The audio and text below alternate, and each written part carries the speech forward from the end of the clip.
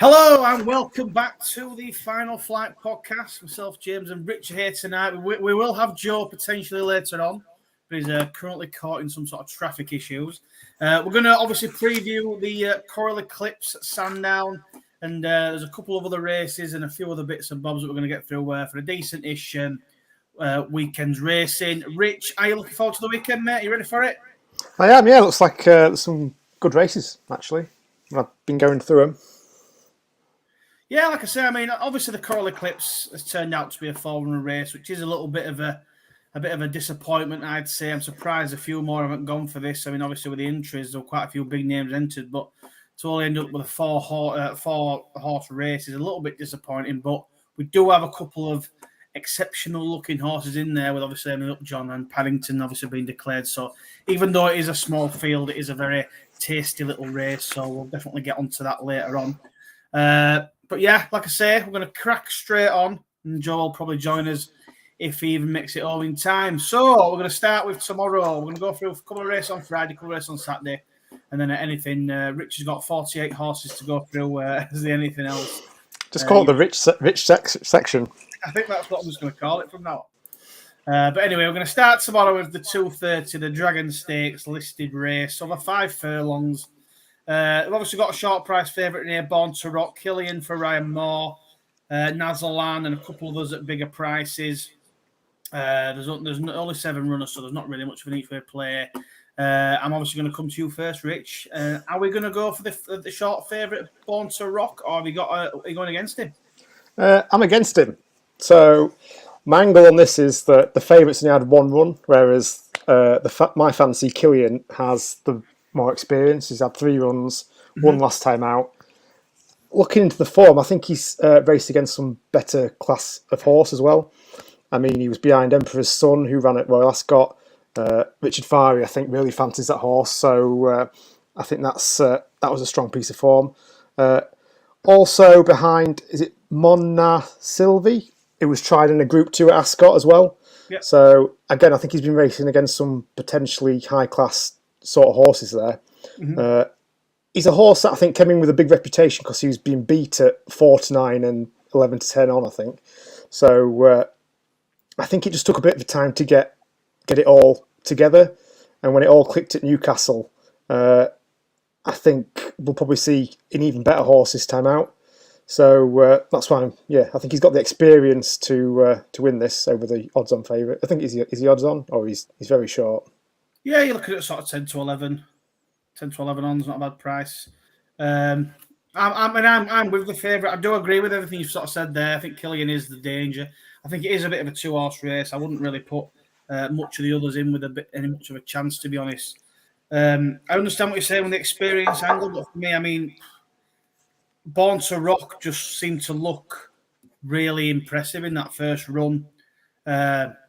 At Yarmouth, and it just thought on the clock looked pretty decent as well. And I just think to do that sort of first time out in a Class 2 is pretty decent. And I think I've obviously noted down here that they did put her in the Grade 2, the Queen Mary Stakes, but she was a non-runner, obviously down to some sort of veterinary certificate or whatever. So they obviously think a lot of this horse to put her into a Group 2, and like I say, comes into listed level here instead.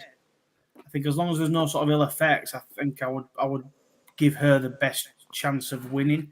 If she can improve from that first run, we obviously know that there's normally a lot of improvement from first run to second run, usually with these 2-year-olds. So it could be any sort of improvement. So I'd like to give big Born to Rock a good chance. I think Buick will keep it simple.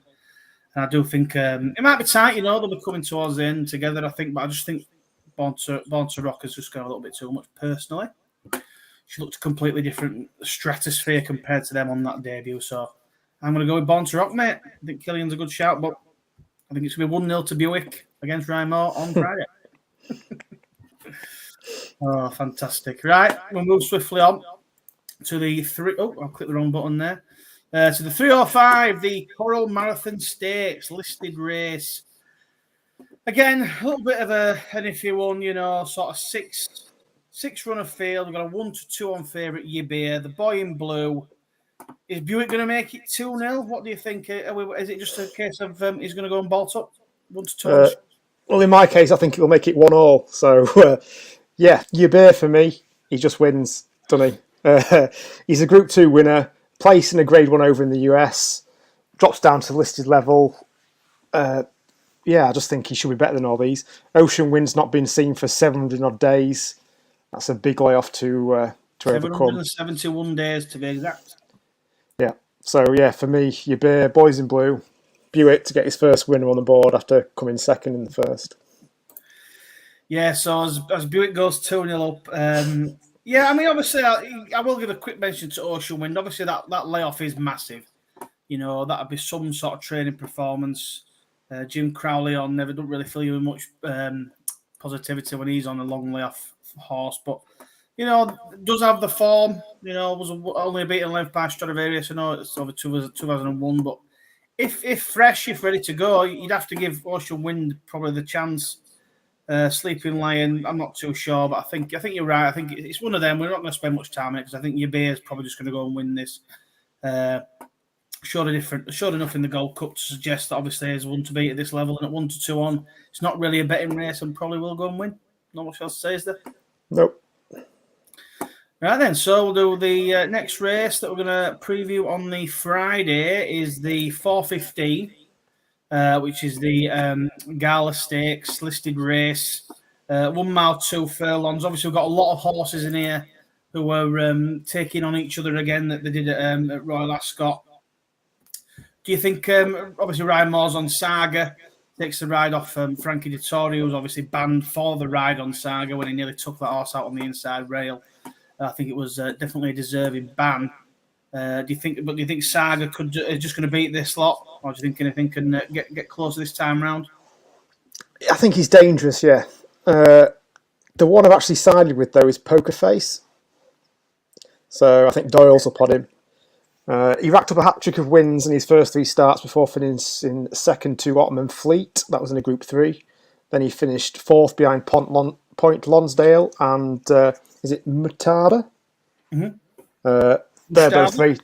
Yeah, that's something like that. They're both rated 113, 114.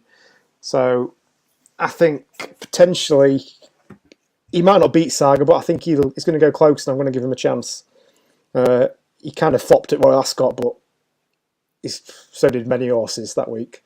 So I'd give him a slight chance over Saga, yeah. But Saga's very strong. I'd maybe double him up with Moore on Killian just for the quick Moore double, but.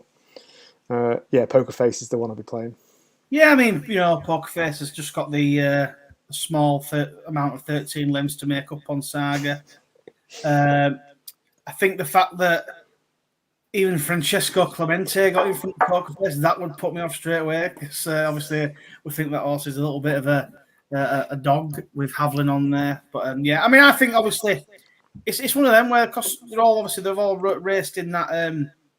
In the Ascot race, the Wolferton Stakes, and in theory, Saga's beaten them all quite convincingly. And obviously, that issue of Frankie Neal taking that other horse out, did that affect Saga as well? You probably would think so, because obviously there was a bit of contact there. And it was a little bit of a muddling section of the race. So I mean, I with Ryan Moore taking the ride, that just fills me a bit more with even more confidence, because he's an absolutely unbelievable form at the moment. So I'm gonna take, albeit sort of 5-4, 11-8. I'm gonna take the price on Saga, I think, and I think he'll put the rest of these to bed, because I can't see anything else getting much closer.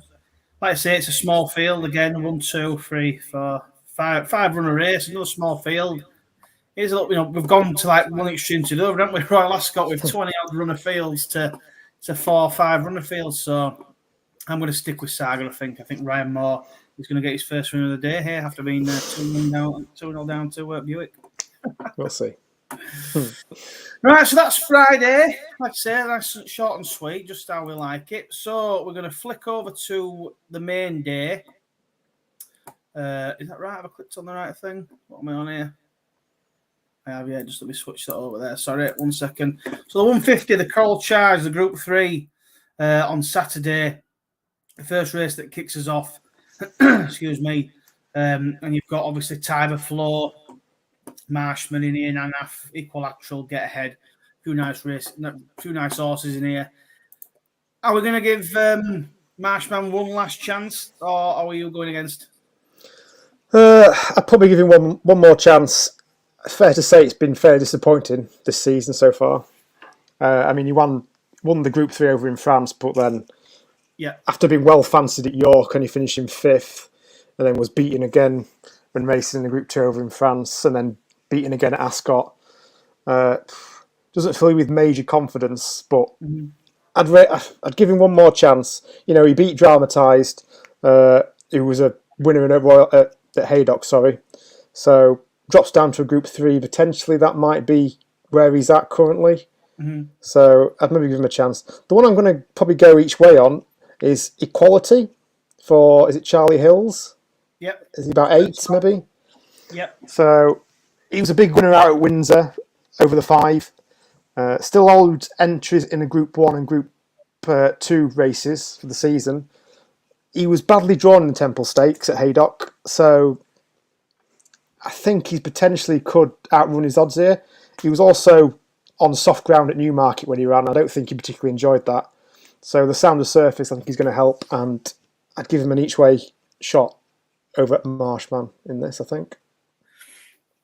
Yeah, I mean, I'm obviously I'm gonna stay loyal one last time, and you know, obviously it is at the top of the market. Marshman is in there as favourite currently, and I do think that, you know, like you say there, if we go through the form, you know, won that Group 3 in France, and we're all thinking this course is a Group 1 winner in waiting. I thought the York run was unlucky. You know, obviously a little bit of an iffy start, slowly away, and just didn't get there. I thought the Group 2 in France, it looked the winner coming to sort of the final furlong, and the effort just sort of petered out right at the end. And like I say, the King's Stand was just one of them. It's always going to be tough at Royal Ascot. That King's Stand race is such a tough race to win. All depends on where you're drawn and things like that. But like I say, I think back into a Group 3 here, and obviously once again, Captain Moore is on board, taking the ride over off. Who was on last time? Sorry, was it Clifford? Yeah, takes the ride off Clifford Lee. I think that is a massive factor, and I do think dropping back into Group 3 level, I'd like to think that this horse can go and win this. If the horse isn't going to win this race, it's obviously not a group winner in the UK for me. You know, yeah, I think Connections will be disappointed if he doesn't win, actually. Yeah, like I say, very well fancied, and I think they'll be coming here with a massive chance. They'll probably be thinking this is the one we're going to win, and fingers crossed to do. But this is last chance saloon for Marshman, 100%. If Moore's on, potentially you could have the treble. Well, there's only winning on one of them, isn't he? So he's only going to win on Marshman. He's going to be beating him all weekend. But yeah, he's in red hot form at the moment, Ryan Moore, and obviously we'll talk about him again a little bit later. But yeah, it's going to be a tasty weekend for Moore, I think. Right then, mate, we're going to move on to the 3 o'clock. The Coral Distaff is a listed race, a 12-runner race. This is a nice little race. You got a couple of nice types in here: Breeze, Stenton Glider, Bridestones, Magical Sunset, etc. Sort of decent prices. This is a good each way races, I think. Who's your thoughts on this, then, Rich? Let's hear it. Well, the two that I was originally looking at ended up not actually being declared, so I had to restart on this one. I landed on Bridestones for the Boys in Blue and William Buick. So it's not a race that I had particularly fancy on when the two dropped out, but I kind of fell on this one. So 6th in the Fed Darling, which was the same race. Soul Sister came last, so theoretically he's beaten the Dante and the Oaks winner. He then finished last in a Group 1 in France on soft. I don't think the soft ground suited him. And then he was travelling well at Royal Ascot, but he got hampered, and I think that just ended his chances altogether there. Hang on, sorry, have you said who this horse is? Because I think you're reading my notes, I'm sure you are. Bridestone. Oh, my days, yeah. Go on, carry on. Yeah.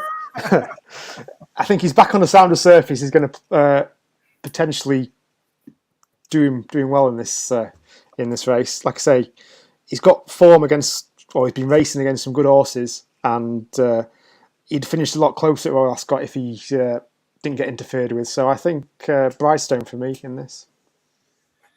Yeah, and I'll just flick this comment up there. Jack's obviously watching. Cheers for watching, Jack. He's put, yes, lads, great picks up to now. Keep it up. We will try and pick some winners, fingers crossed. The TGT boys are all supporting, which is great. Yeah, I'm with you, Rich. I think I'm going to get again another sort of last chance. I've put him up. Well, sorry, I've put her up a couple of times now. We sort of mentioned on the podcast and on Twitter and things. Bridestones, again, has run well, like you say. That Yarmouth win looked great visually. We're all thinking, this horse is going to do really well. And like you say, it was beaten in the Group 3. It was only beaten 6 lengths, and then again 6 lengths in the Group 1 next time out. And like you said before, there, just reiterate, I'm sort of reiterating what you said, but was pretty badly hampered in the Sandringham, I thought, and then still stayed on well again after that. So I think it was a decent run. And I just think an each way price, you're looking at sort of 6, 7 to 1. If you can get that sort of price, I think it's a brilliant price. And if she wins, you're going to buy a hat. I might do. I've got a hat somewhere of some sort, but I've lost it since I've been on my trip at weekend. But I'll try and find it. I might buy a hat if Bridestones wins. We'll see. It needs to be like a double for me. We could buy a GLA if you're not into the hats. If Buick beats Ryan Moore for winners at weekend, I'll get a hat. But yeah, like I was saying there, I think it's just a good run, and I think Buick's going to give her a good ride, and if she gets a decent run for a change, I think she's got a great chance. And like I say, an each way price, I'd be all over Bridestones. Won last time. It's a weekend of last chance saloons for me, mate. If you ask me, yeah, it's going to be interesting. Right, so again, moving on. What have I clicked on here? We're going to flick over to Haydock now before we do the main race of the weekend, before Rich tells us about his 682 anything else horses. And we're going to go to the Lancashire Oaks. And we've obviously got the favourite in here that is Mimikyu, one that we put up anti-post last time out, was obviously a non-runner. Seasick Road ended up winning that race. Time Lock sort of bombed out. Well, I won't say bombed out a little bit, just didn't run to the level we thought the horse was going to run to. Obviously, we've got Havlin on Mimikyu. Are we sticking with Mimikyu? Obviously, we know there were some sort of issue. We were thinking after, the weight swing with Time Lock and stuff. But after watching that race now, I think Mimikyu would have probably won that race. What do you think? Yeah, I'm sticking with her. So I read an article that Havlin was in, and apparently they've been working together with Soul Sister and Emily Upjohn. So they're two of Gosden's probably top stars. So they must think highly of her if they're working with her. Havlin also said that they're going to take the hood off. And when she was working, apparently he felt there was more improvement in her with the hood off. So they're going to keep it off for this race. Yeah. So it'll be interesting to see what effect that has. Only downside is Havlin's on her, but I'm going to give him a shot here. She does have a £5 penalty for winning the Park at Doncaster, but I think with the improvement, I think the hood off is going to take. I think she'll be fine. The Fee Win won this race last year for the same connections, so I think it's a race that they target. So I'm going to be with Mimikyu in this.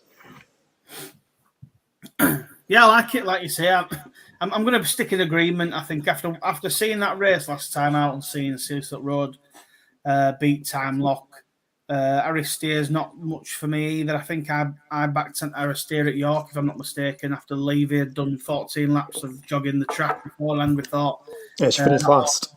She come last. So I think Mimikyu is the likely winner. She'll obviously be a little bit fresher. I think just Time Lock. Was it a bit too bad to be true, that last run against Seasick Road? Maybe. Is she at the level? Maybe not. It's one of them. We'll have to wait and see. But I think there's just so much of a muchness, and I just think Mimikyu is the likeliest winner, and off level weights with the rest. Albeit she did beat Time Lock, giving. I think she was getting weight, wasn't she? I think she was always like a head between them. I can't remember now. I've lost it. Anyway, yeah, I know it's a bit of a weight swing, but I think she's going to be the likeliest winner in this. And I think even though we're not going to get the sort of 3-1 that we got last time, which were a non-runner, I think the price sort of 11-8, you can maybe get a little bit more. Is a decent price. I think she's going to be able to perform well. She stays the trip, she'll like the ground, and I think she's going to go and beat this lot. We shall see. Right, mate, I don't know if Joe's going to make it, to be honest with you, but we're going to go into the main race, which, like we obviously said before, is now a 4-runner race. Just let me get the field up real quick. So, obviously, we have a really good clash. We've got Emily Upjohn Now with Buick on board, obviously Frankie banned. Paddington now put in here with Ryan Moore on. It's a Buick v Moore weekend. Is this? I'm excited for that little battle. I think they're going to be going at Hammer and Tong, Dubai Honour at a big price, and West Wind Blows at a big price. Obviously, we know it's a 2-horse race. I'd be very surprised if either of the other two get involved in this.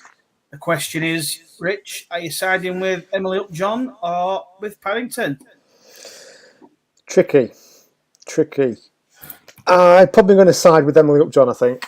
But it's a toss of a coin, really, for me.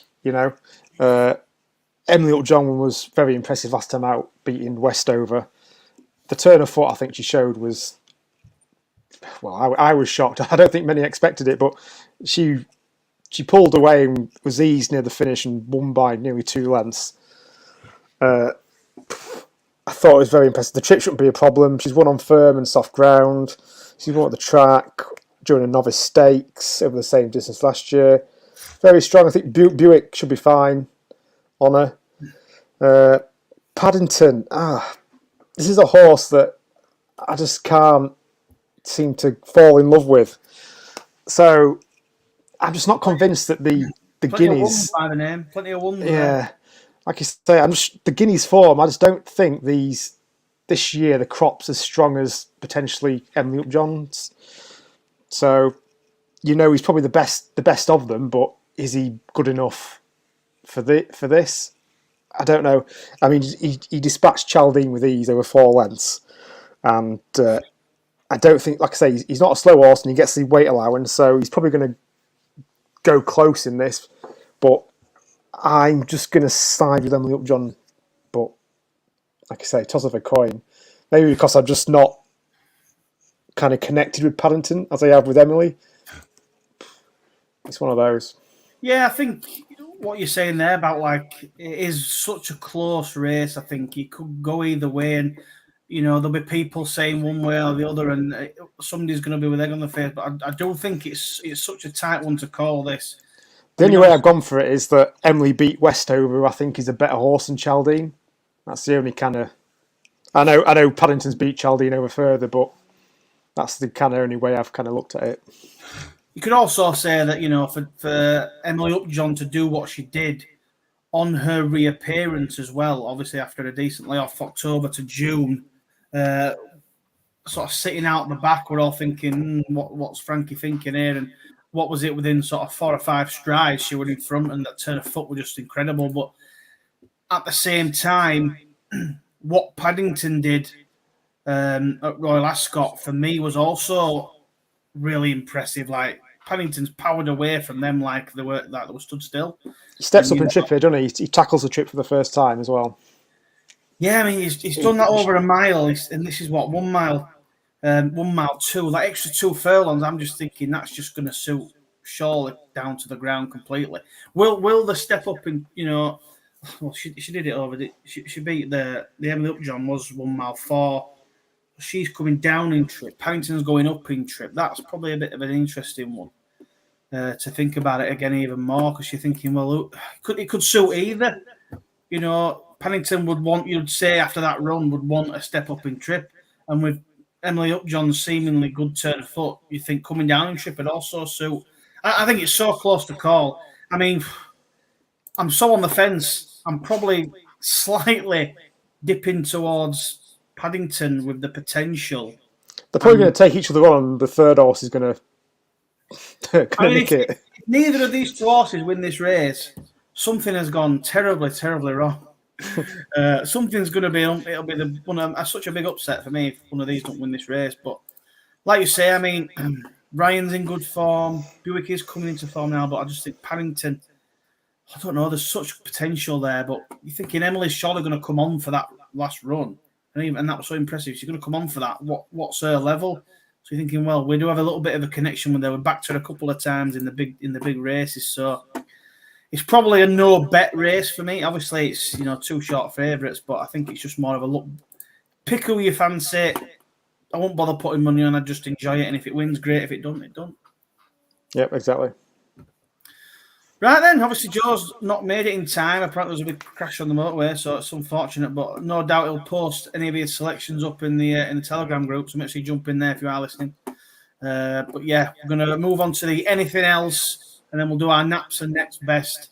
This is where I'm going to let Rich literally take over because he's got about 56,000 horses. It gets getting more and more. Well, the first one's one that you keep backing and it keeps letting you down. So you can talk about that one if you want. The thing is, I struggle to look through and find out where my sort of tracker horses are because I don't get a notification. But Rich goes through them, and when he pops one up, I'm like, oh yeah, I remember that one. I've backed that on about 3 or 4 times, and it's been beat 3 or 4 times. And the one time I don't back it, it wins. So let's go with this first one, Rich. Let us know what you're thinking. So we got Friday Sandown 155 Corker. In fact, hang on, one more thing. Jack's just done a comment here. We'll talk about this in a sec. Emily, just due to experience for me, maybe a bit too soon for Paddington. Yeah, that's the thing, you know. What's Paddington? A 3-year-old coming up with experience. Emily's been there and done it. You know, she's got that. It's one that I can't really go either way, but she's got the experience. She'll come on for that run. She's going to be very hard to beat. And if Paddington's the superstar that they obviously think he might be, that's why it's such an intriguing clash. Yeah, for me, didn't Paddington start off? Was it like a handicap, or it wasn't a very it wasn't a well-known sort of race that he started off in? I think he probably surprised connections, and then obviously he's just improved and improved. He come 5th in a Class 3 maiden to start. That's what I mean. And then he's won every race since. He's gone from like nothing to stardom in only a few races, and I'm just not convinced that this crop this year is as good as previous. So potentially that's the only angle I've got. Like I say, he's going to have to be exceptional and improve to this level to beat Emily, who's already at this level, if not better. She's the one to beat. He's the one coming again. I'm surprised that Paddington got smashed in so close to favouritism.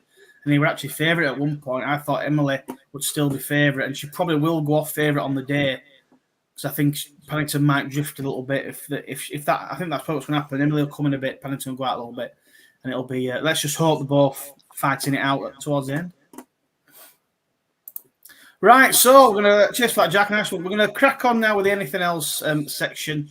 I'm going to let Rich take us away, and if he picks out any that I've remembered, I'll agree with him. So kick us off. We're starting with the one, the only Corker. We are 155 Sandown. So I watched that. I'm sorry, Rich. I'm stopping you one more time because we have a special guest right here, right now, from backstage. Here he is, Mr. Joe Wildmore. Yeah, I've just Evening. got back there. All right, Rich. I've got all my notes written down. Someone decided to crash on the way home. Well, hopefully the person who was crashed is okay. Fingers crossed, mate. We'll just sit back for 10 minutes and Joe can go through the. What we're going to do is we're going to add a quick section in here where we're going to go back through everything, and Joe's going to give us his pick and a quick explanation. So you ready, Joe? I am, mate. So we'll go back to 2:30 Friday. Go. Born to Rock. Was entered at Royal Ascot non-runner. Very impressive on debut. Buick's back on. And obviously, well, I don't know how he's got on tonight. I don't think he's done so great, but he's been in brilliant form. Got a nice stall from 2, and I know he won from the front last time. So if the one that can dictate with him or that can sit in whichever, and get away, and get a weight allowance too. So I think she's definitely the one to beat. I can see it going off a lot shorter. Yeah, I like it. I agree with that, Joe. I was with them. I was with Born to Rock. Rich was against it. We said it's the Buick Moore versus Moore weekend. It's a belter. What's your pick in the 305? Well, I'm with the Richard / Godolphin boys here with you, beer. Very classy horse, dropping grade really. Looked to settle a bit better. Being known, very classy horse, but being known sort of to be a bit of a lunatic, very headstrong. Settled quite well. Like I say, he can be a nutter, but I think if he settles, I don't think it's a huge field, so I'm hoping no more drop out because he can get cover. But if he can settle, I think he'll win pretty easily, to be honest. Fantastic. Yeah, we're pretty much in agreement with you there, mate. You'll be 1-2 on. The 4:15 then Friday, the last race we went through on Friday. Who have you gone with? I jump over to Ryan Moore on this one with Saga. To be fair, the race already being ran at Royal Ascot, hasn't it? Saga 5th, Poker Face 14th, Notre Belle Bette 11th, Certain Lad 13th, and Savvy Victory 16th. But Ryan Moore chose to ride Saga, and he's been on Poker Face before, so I think that sort of edges it away from Poker Face. And it's not the first time Saga and Notre Belle Bette have faced each other. Saga's finished in front of him before Royal Ascot, so I'm sticking with Saga on that one. Love it. We'll jump over to Saturday then, mate. You've got the 150. I think Saga will win as well. It's 2 for Saga and 1 for a horse beaten 14 lengths by Saga last time out. Fair enough. You never know, do you? So going over to the 150 in Sandown, I like Enough. There's some very strong form this season in group races. So I think this is a pretty poor group race. I think a lot of these are like good listed horses who are sort of not at that level yet, but finished third at Royal Ascot in a Group 1, ran a very good race. Russell Ryan's been jumped up for this one for quite a while. Like I say, I think if there's cut in the ground, they have a little mark at the bottom. If there is cut in the ground, because he has been a bit of rain, I wouldn't rule out Marshman, but I think if the ground's, good to firm, not sticky, I will be going for Enough.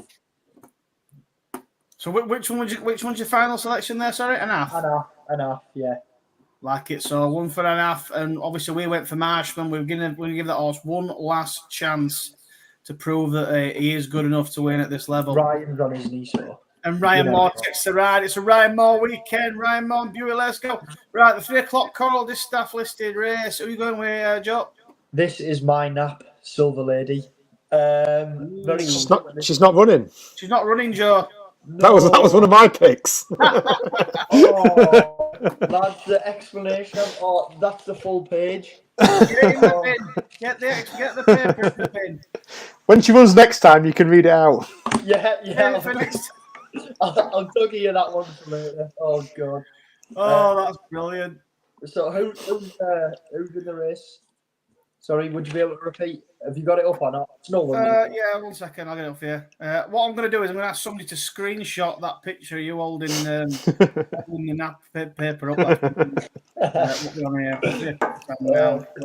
So you got Breeze, Stenton Glider, Bridestones, Magical Sunset, Black Sea Dar, Cell Sea Maggie's Way, Crystallium, and 20-1 bar. It's tough, mate. To be fair, I had this one sort of as an absolute steal. To be honest, I'd have to look at it. If I fancy something, I'll obviously mention it on the day, but I'll pass on that one. She was my pick too, Joe. If she was running, that helps. I know. Well, the race at York's worked out quite well, hasn't it? But never mind. And then we'll go the next best for me here is Emily Upjohn. Love this horse. We'll go on then. I'm going to do the 240 at Haydock, but go on straight on to Eclipse if you want. Sorry, mate, but no, really like Emily Upjohn for this one. Mighty impressive last time I'm winning. Don't think the step down will be a problem. I think she'll just have a bit too much toe for Paddington. Bit more not exposed, but a bit more experience, And I've just written a few stats there. Our last final 5 furlongs and the times were 11.9 seconds, 11.2, 10.5, and then our last 2 furlongs were slightly slowing down at 10.9 and then 12. So like I say, I don't think this will be a problem. Quickened up very well. Don't get me wrong, it is pretty hard to make ground up at Sandown, but there are less horses in the race. I think it'll be closer. If there was a few horses in between them. Paddington might have tried to, get a quick dart lead from the front, but I don't think this will be the case. I think Emily Upjohn wins. Yeah, I mean, we obviously spent a little bit of time on this. It really is tough. Rich went with Emily Upjohn. I tentatively swung towards Paddington because of it's an improving or stepping up in trip. I'm not sure what the ground's going to end up like. I know they're due a little bit of rain, so I was maybe thinking if it becomes more of a staying race, I'd side with Paddington. If it's pretty quick ground, I think Emily's turn of foot could be a very tough to beat. But it's such a good race. I'm looking forward to it. I know it's a small field, but it is a good race, and it should be enjoyed big time. Have you got a pick for the 240 Haydock? Lancashire? No, I don't, mate. I don't. No worries. Right then, well, we're going to dive straight into the anything else. Rich, it's finally your time to shine. And we're all putting the mortgage on Corker again. Yeah. I've lost 3 houses now. So yeah, second at Newcastle. I watched the race. He again started slow, like he typically does, but he stayed on. He stayed on well. Sorry, a comment there from Jack saying, "Could tell Joe was late. He hasn't brushed his hair. Chuffing hell, Joe. Could have come a bit smarter." I've got the polo. He's got the work polo on. There is other construction companies out there. FYI. Yeah. Right, go on. Take it away, Joe. Mitch. Yeah, the race was won by Vintage Clarence in the end, but he had the advantage of the rail, whereas Corker was on the outside in the middle of the track. He looks like he's returned to form, so I can see why he's favourite here. I think Marquand's on board. I feel like this is his last chance to get a win, and tomorrow it should all click together, touch wood. Then that's in one for Friday. Next I've got Saturday. Leicester 3:30, Unequal Love, one that we've mentioned before. Haggis's horse to follow for the season, the dark horse. An okay debut, ran fourth. Dane O'Neill takes the ride here, drops down to 6. I'm not 100% sure what price she is, but if she's an each way price, I think she's worth a shot. I thought that debut run was a decent debut run, to be fair. It looked like a tough race to sort of come off a pace with. That was a decent run. Yeah, I think she'll improve. So, that's Leicester 3:30. I've got Sandown 10-5 on the Saturday. There's 2 in here that we've backed before. Merlin the Wizard and New Business. Buick's on New Business and Holly Doyle's on Merlin the Wizard. I'd probably side with the New Business just because Buick's on board and I think he wants to get them wins on the board while Oshin's out flying here, there and everywhere. Then we've got, what's next? Nottingham 6:42, Fusterlandia for, is it Amor Racing? Yep, Amor Racing, yeah. Amor Racing. Yeah, 17th in the Windsor Castle, but has gone close prior to that in 2 races. Most notably, second to go Golden Mind, who was third in the Chesham, which was won by Snellen. So I think that's potentially a good, strong form line. Yeah. He's still a maiden, but I can see him winning this and shedding his maiden tag, to be honest with you. I think it's a race he should be winning. I think he's favourite. Another one that runs on Saturday, Beverley at 10-3. Lady Pink Rose finished 7th in the Queen Mary at Royal Ascot. She outran her odds at 40-1 that time. Again, it's another one that I think should be breaking a maiden tag at the weekend. So that's their 2 strong fancies. Haydock 2. I've gone for Banderas for, I think is it Michael Bell. Have you not backed that one before, haven't you? Banderas? Yeah, I think it's been mentioned. Winner last time out at Chester. The second has gone on to win a maiden by 3 lengths at Haydock, and the third has finished second in novice. I think that's fairly good. Prior to that, he was second in Newbury to Klondike, who's then finished second to Gregory, and listed level at Goodwood. So again, strong decent form ties. Decent form. I like it. Then we move slightly further afield. We're jet setting again, Joe. We're jet setting. We've got St Cloud 5-4 Westover runs. I've just noticed that Rob Orme goes over for the ride. Yeah, they're going to run a pacemaker in this as well. Malibu Drive's going as a pacemaker in this. Of 1 mile 4, good run behind Emily Upjohn. Was potentially unlucky in the Derby last year. They don't want a slow gallop, I assume, so that's why they've got a pacemaker in here, and the track is quite a galloping track, so I think some redemption is going to be had on this horse at the weekend, so I think it's a good thing. We then go over to Belmont. Was it 10-11? You've got the Belmont Derby. You've got Oshin's gone over to ride the Foxes, and we've got Silver Knot in here for Godolphin. Out of the 2, I'm probably going to side with the Foxes, I think. Only because they dropped back down to the Dante trip. He ran quite respectably in the Derby, but I just think dropping down in trip and Oshin going over is quite a big signs. Yeah. Whereas you've got Silver Knot, Richard Mullins on board. There's no Buick, there's no Doyle going over. They're staying in the UK to ride for Godolphin over here. So potentially maybe they don't fancy it as much.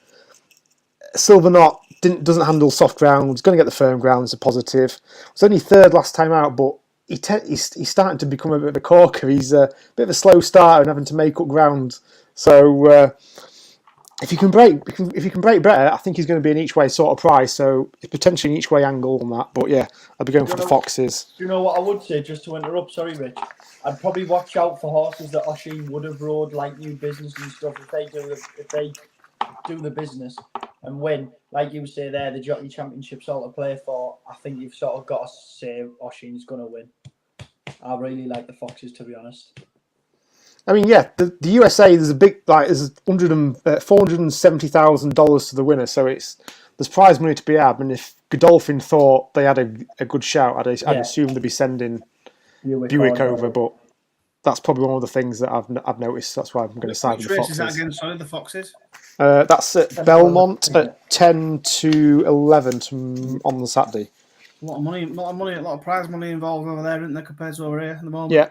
And my last one is on Sunday in Deauville. Chaldine is out. And Oisin jets over from the US, over to France to take the ride. Second to Paddington, takes over from Dettori, obviously. Paddington runs in the Eclipse. Also, potentially, we'll see how that plays out. Frankie got off Chaldine, apparently, and said this horse has got some speed, which is why they're dropping down to 7 furlongs here. So the trip shouldn't be an issue. And I think he's probably going to go close and potentially should win this for Oisin and connections. And that's all I have. Just a few this week.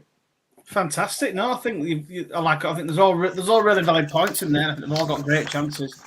I think there's some good picks there. Have you got anything for the weekend, Joe? I'm just sort of having a quick look through there, but if you've got a couple, let's have them.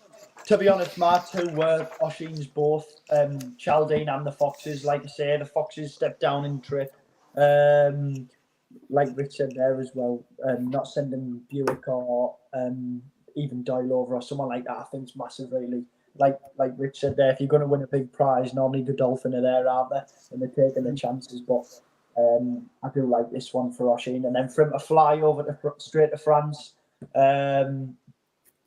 again, the horse is classy. Got beat, didn't it, last time out by Emily? But what can you say? She's classy as well. So I'd probably look at them. I think the racing's quite tough this weekend, to be honest. I think, don't get me wrong, there's some classy races, but I do think it is quite tough.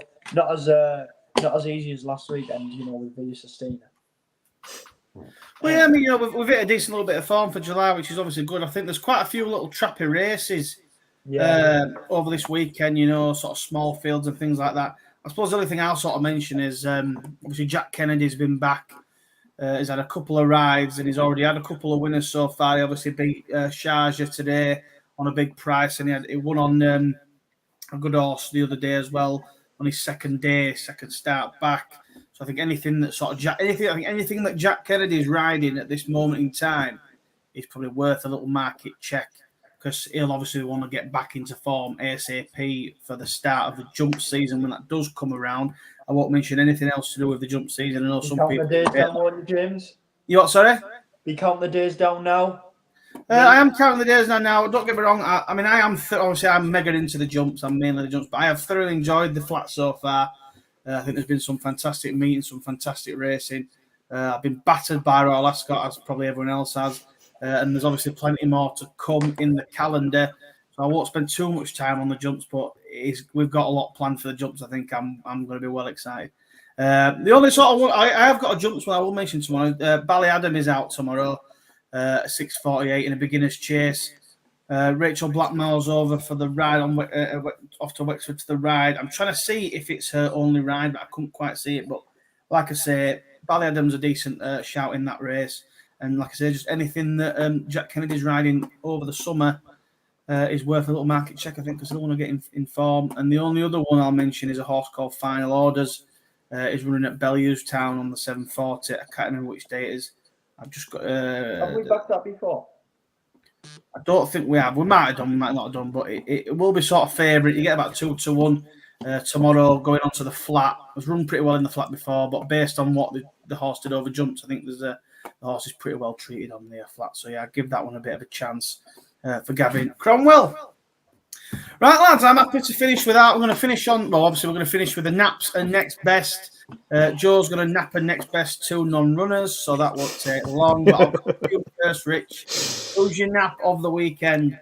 Sorry, who's your next best of the weekend? Sorry. My next best, I'll go with Mimikyu. I think she's got a great chance. I think Haviland's talked her up.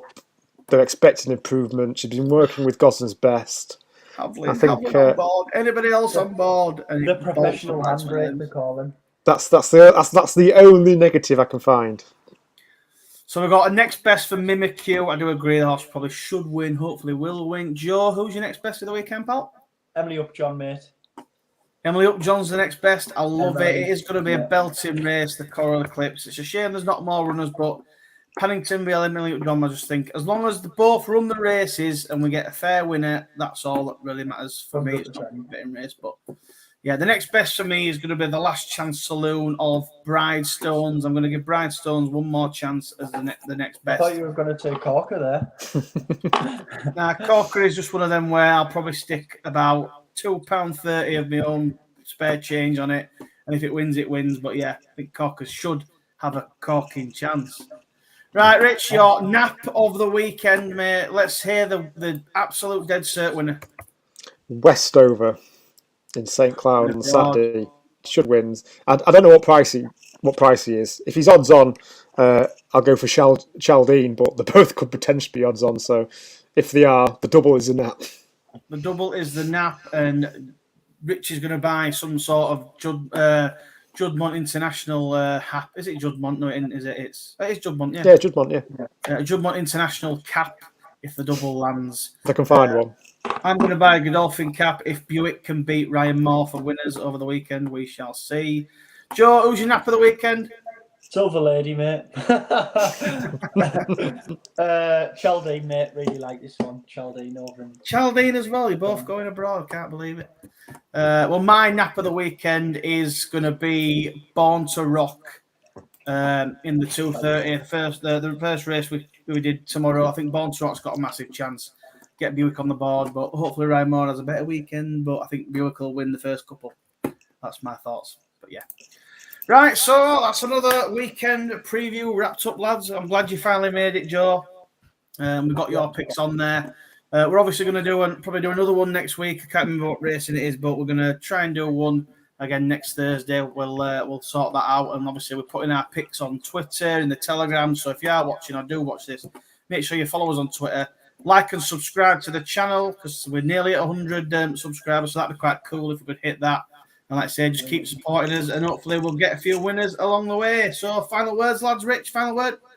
No, I think it's going to be a good week, good weekend. Some nice horses out, especially overseas. Yeah, what about you then, Joe? You the same? Looking forward to the weekend? Yeah, exactly the same, mate. Some brilliant racing. Like Rich said there, don't just keep your eyes peeled in the UK. Have a look, elsewhere, France and Belmont Park, and enjoy it. Just enjoy it. Keep the stakes down and keep the beers high.